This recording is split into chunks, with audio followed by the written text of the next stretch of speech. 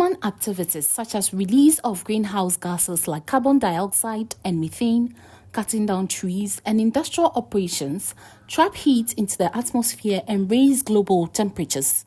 Recent climate records show that global land temperatures has risen by roughly 2.03 degrees Celsius and ocean surface temperatures by about 1.03 degrees Celsius compared to pre-industrial averages, driven by a persistent earth energy imbalance and rising greenhouse gas levels. As part of efforts to address the global crisis, the Forestry Commission has embarked on a plantation development project to restore degraded forest reserve in the Bono and Bono East regions towards achieving the global climate target of net zero carbon emissions by 2050. In many cases,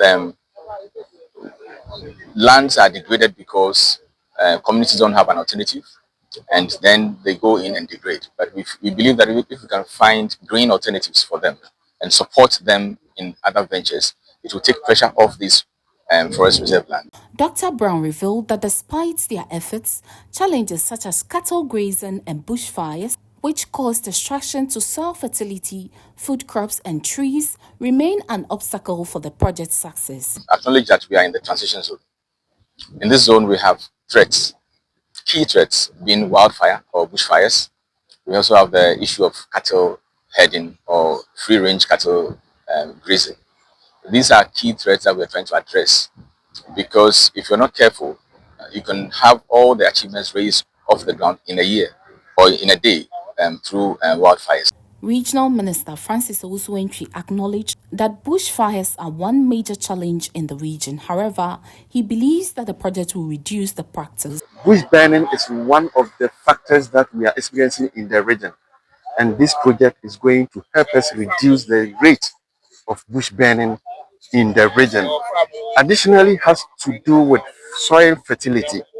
Once you burn, it has effects on the fertility of the soil. So once we are going to plant, it is going to reverse the situation for us. So soil fertility is going to increase. What we are advising is how these seedlings are going to be taken care of. It is not a matter of planting them and leave them as such. No.